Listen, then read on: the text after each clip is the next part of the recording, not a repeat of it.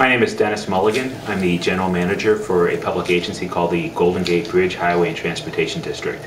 We're the public agency that was conceived to build, own, and operate the Golden Gate Bridge. In addition to maintaining this bridge for future generations, we also operate bus and ferry service from the areas north into San Francisco. The Golden Gate Bridge is a cherished national icon.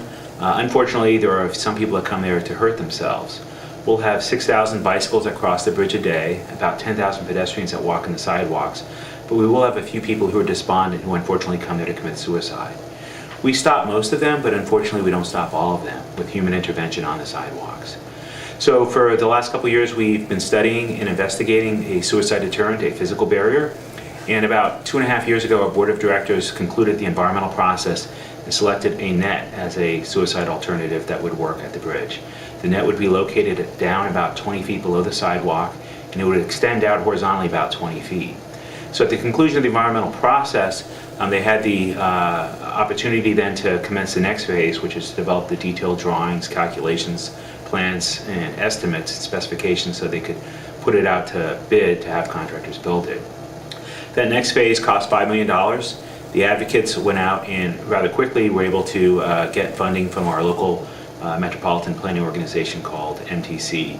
And so we're currently in final design. We have a consultant team on board who's doing all the detailed drawings and calculations.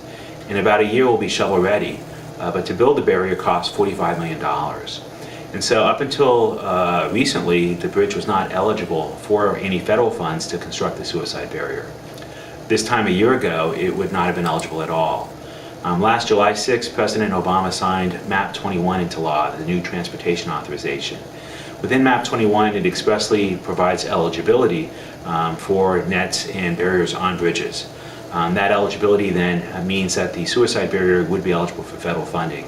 So the advocates for the project are working here locally at the regional level and state level to take advantage of that eligibility and to try to obtain federal funding that naturally comes to the state and the region to fund the project.